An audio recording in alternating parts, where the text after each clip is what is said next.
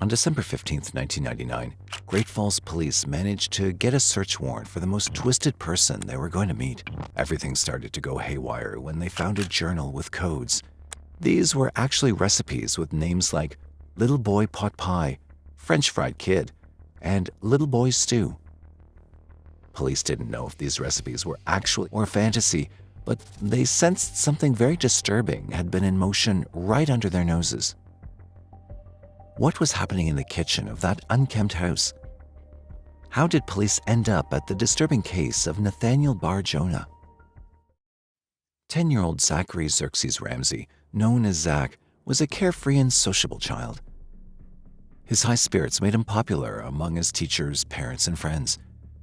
He lived at 400 4th Street North and attended Whittier Elementary School. The friend group would normally meet up before the bell rang to run around and play together before class.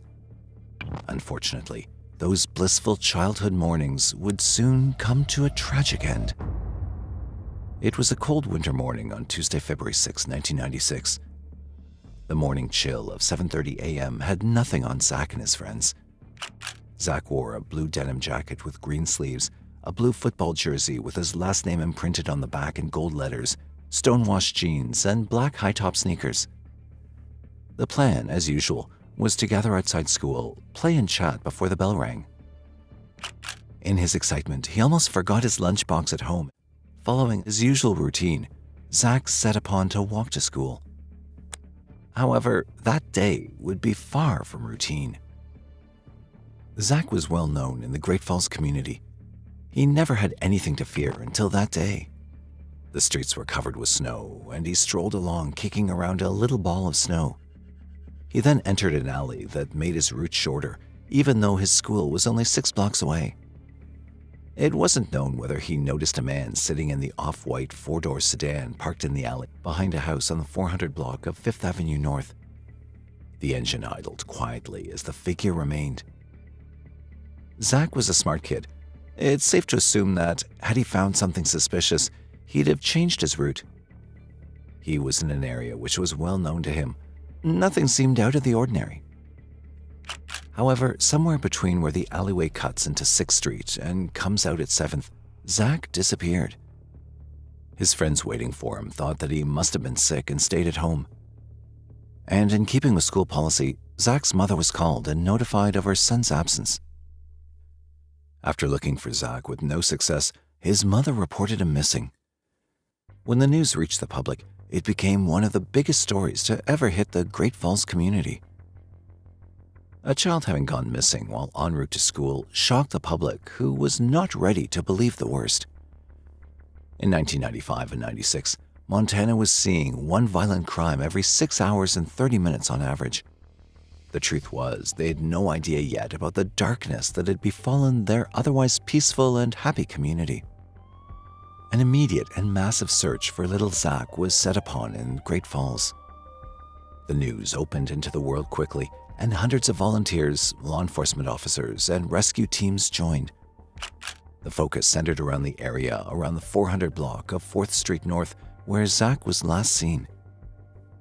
During the search, investigators discovered a pair of blue jeans and a blue denim jacket, which were believed to belong to Zach. The jeans were found in a dumpster near the alleyway where Zach disappeared, while the jacket was found in a nearby field. There were a number of interviews taken around the street Zach disappeared from. There were many witnesses who affirmed having seen a little boy with his attire.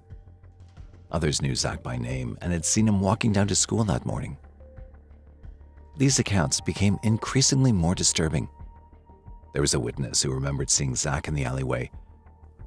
To him, he looked like he was waiting for someone.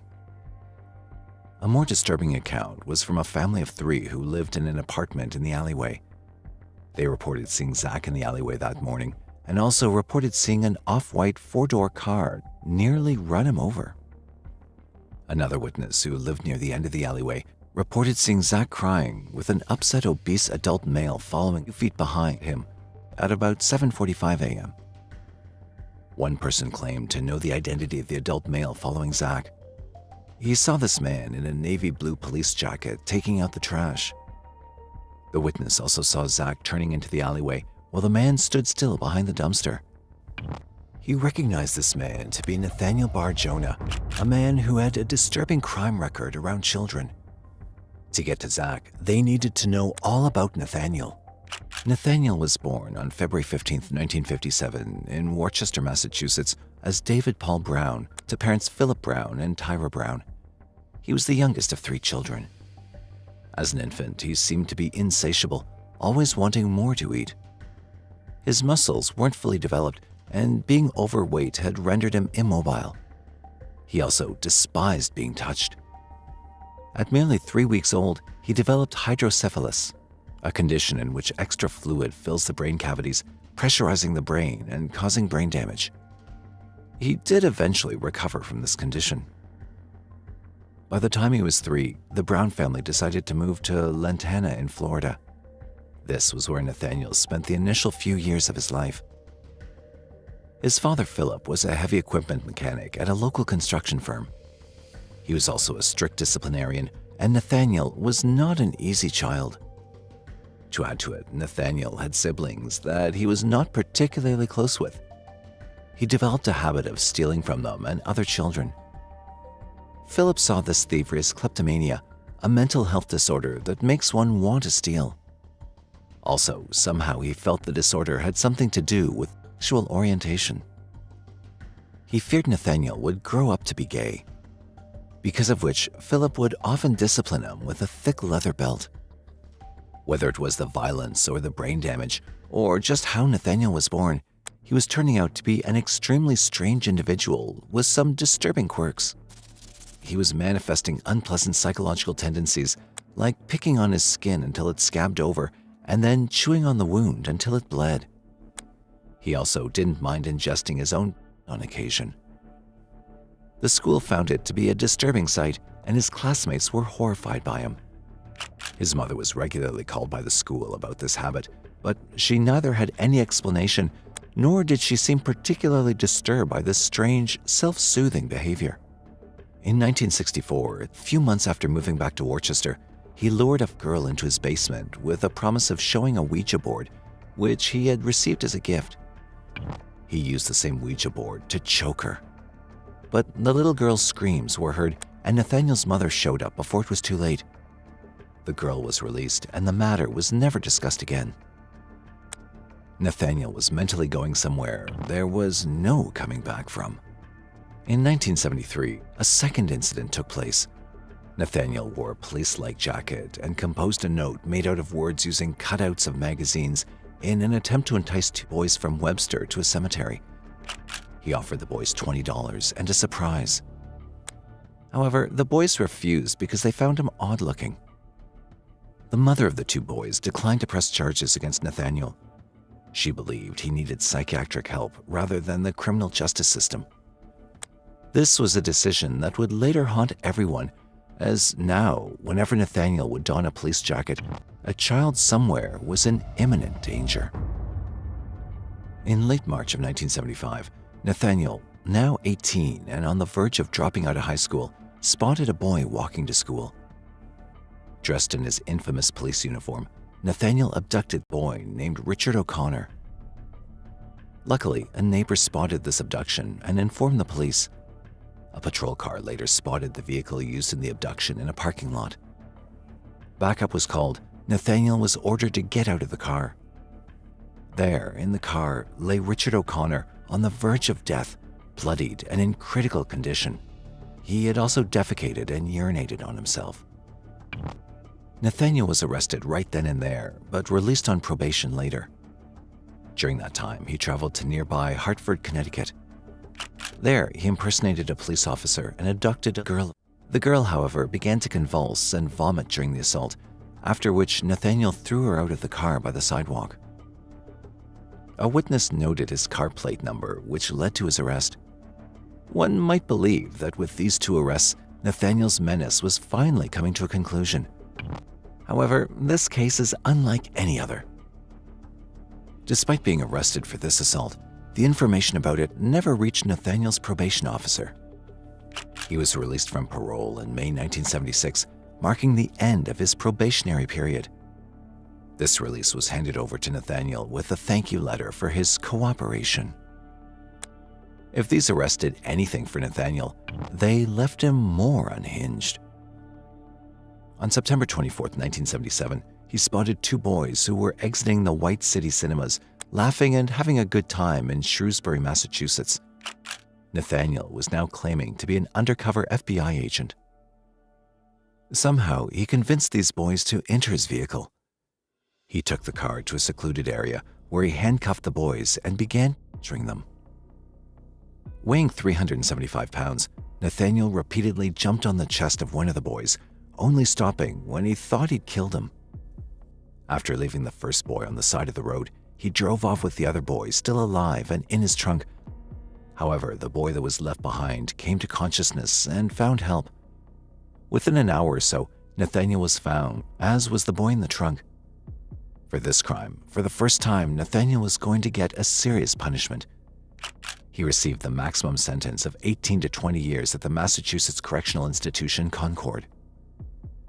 Now assigned to a prison psychologist, the current institution was found inadequate for Nathaniel after engaging in conversations where he listed deranged sexual fantasies. He was then transferred to the Bridgewater State Hospital, which was a state-operated treatment center for sexually dangerous offenders. He was to remain there for an indefinite term. On March 22, 1984, while still in prison, Nathaniel, whose legal name was David Brown, changed his name to Nathaniel Benjamin Levi Bar Jonah. However, whether this name change would reflect a change in his ways remained to be seen. He gave several explanations as to why he changed his name. One of these being that he wanted to know what it was like to be discriminated against and persecuted as a Jew. Later, he told someone that he was Jewish and he wanted his Jewish identity to reflect in his name, although his ethnic ancestry was Scandinavian, and that name was all the Jewish connection he ever had. In that same year of 1984, Nathaniel won a parole hearing after two psychologists hired by the defense testified that he was no longer a threat to society. The state of Massachusetts failed to bring enough evidence or testimonies to prove that Nathaniel was in fact dangerous and thus ineligible to roam free. On February 12, 1991, Superior Court Judge Walter Steele ordered his release. However, issues related to administration delayed this release until July of that year. Despite the testimony from the psychiatrists hired by the defense, his assigned psychiatrists were confident that he still fantasized about abducting, murdering, and kissing children. One of the psychiatrists at Bridgewater was also informed by Nathaniel that his primary means of sexual arousal came from violent thoughts of torture that had long existed within him. However, Nathaniel was released back into the world. And within a month, it was clear all that had changed in Nathaniel inside of the prison was his name. On August 9, 1991, outside of a post office in Oxford, Massachusetts, a boy sat alone in a car. Nathaniel saw an opportunity and entered the vehicle. Nathaniel, who was now 300 pounds after a stint in prison, sat on the boy's chest. As soon as the mother caught this sight, she ran towards the car. This prompted Nathaniel to flee the scene, although he was recognized by law enforcement and arrested later.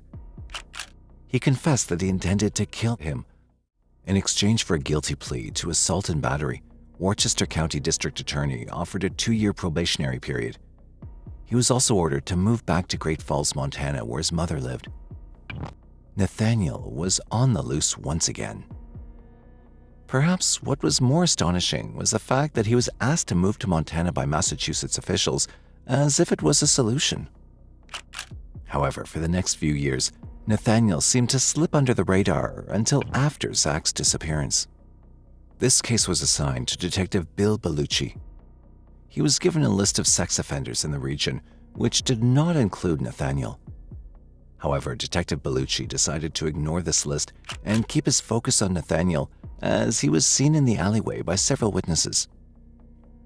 Detective Bellucci requested multiple search warrants for the property where Nathaniel and his mother lived together, but they were all denied. Nathaniel, meanwhile, moved out of his mother's home. For the next 3 years, it became a cat-and-mouse game between him and Detective Bellucci. Despite Nathaniel's long criminal history, he managed to exploit loopholes within the legal system, evading appropriate consequences. However, Bellucci operated outside the conventional system, recognizing individual elements and identifying Nathaniel as an exceptional case. Although Nathaniel lacked a record of actual murder, he had come dangerously close to it on multiple occasions. On December 13, 1999, Bellucci, who'd kept a keen eye on Nathaniel, spotted him outside an elementary school for the third time in a week. For the last 3 years, Bellucci had believed that Nathaniel would strike again, and Bellucci was justified in his concern. During these visits to the local elementary school, Nathaniel wore a dark blue jacket and a knit cap and carried 2 cans of pepper spray, a toy gun, and a badge. Bellucci acted decisively, seizing the opportunity to charge Nathaniel with impersonating an officer and carrying a concealed weapon. On December 15, 1999, a judge approved a search warrant for objects used to impersonate officers at both Nathaniel's mother's home and his own. This was not a search warrant for violent crimes, but it was all Bellucci needed. While searching Nathaniel's home, police found items both expected and unexpected. There were items that aided Nathaniel in impersonating a law officer. There were a couple of coats, one dark blue and another with a toy badge in the pocket, a second toy badge, a stun gun, and a baseball cap reading Security Enforcement. However, the search took a dark turn when investigators discovered a pull string emerging from the ceiling of Nathaniel's kitchen. 2 albums were found with cutouts of children, as well as a document about knots and bondage, and an article entitled Autoerotic Asphyxia. With a little more scrutiny into Nathaniel's whereabouts, detectives discovered that he'd not gone to work on February 6, 1996, the day of Zach's disappearance, nor the days leading up to it. On that day, his mother had accompanied his brother to another town to attend a funeral. However, her car, an off-white 4-door 1978 Toyota Corolla, remained with Nathaniel. Given the discoveries made, Bellucci was granted another search warrant within 2 days of the first one. During the second search in the house, amongst newspaper clippings from Zach's case, police found a strange list entitled Lake Webster with the names of 54 boys. They went all the way back to Nathaniel's first victims from Massachusetts, including the names of the 3 boys he assaulted in the 70s. The last entry was Zachary Ramsey, and it was followed by the word died. And it didn't stop there. 3,500 photographs of children and undeveloped film containing images of Nathaniel and 3 unidentified boys were also recovered. There were some journals with arbitrary characters that looked like some sort of coded writing. These were immediately taken in to be reviewed at a later date. Nathaniel's roommates were interviewed. One former roommate described having seen clothes that matched Zach's clothing that he was last seen in. He'd also found some bloodied gloves. In a conversation with another roommate, Nathaniel mentioned Zachary Ramsey without much context. At one point, he even claimed that Zach would never be found because he'd been dismembered and scattered across different locations. A month later, the code in the journal found at Nathaniel's home was cracked. It was a cookbook, but the recipe's names indicated Nathaniel's worst fantasies had already taken shape. The titles of the dishes had a disturbing pattern, with names like Little Pot Pie, French Fried, and Little Stew. Finally, police found a large, stained section of plywood in Nathaniel's garage, which was scrubbed with bleach and also struck several times with a meat cleaver, as if it had been used as a cutting board. A luminol test in the room revealed that the word Tita had once been written on the floor in blood. This was tentatively linked to James Tita, a boy who was found raped and strangled in Wren Ridge, New Hampshire in 1973. It was learned that, in the days after Zach's disappearance, Nathaniel had cookouts for his neighbors in which he served deer burgers that tasted strange. Nathaniel claimed that he'd hunted, killed, butchered, and wrapped the meat personally. However, Nathaniel didn't own a gun or a hunting license, and credit card records suggested that he stopped buying food for a month after Zach disappeared. Finally, what looked to be human hair was found inside his meat grinder. An excavation at a former residence uncovered 21 bone fragments belonging to a boy between 8 and 13 years old. The house's pipes couldn't be examined because they'd been replaced due to constant clogging issues. DNA from the hair and bones belonged to two different African-American males, neither of whom was Zach. These bones have never been identified. Almost all of his life, Nathaniel had hunted like a leisurely activity, but when it came to legal proceedings and trial, it came down to just 3 children. Zach's case had caused the most uproar, and it could have been the catalyst that brought Nathaniel down. However, Zach's mother refused to believe that her son was dead. Was it denial, stemming from the inconceivable pain associated with the emerging truth, or perhaps encouragement from the defense team? The world would never come to know that. Her refusal, however, hindered any closure to Zach's case. She didn't believe Nathaniel was in any way related to Zach's disappearance because a psychic convinced her that Zach was living in Italy.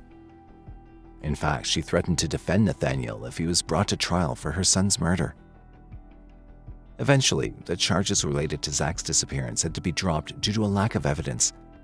Police and prosecutors who had worked hard in recent years to nab Nathaniel had only one option: to focus on other possible victims, and to do it quickly.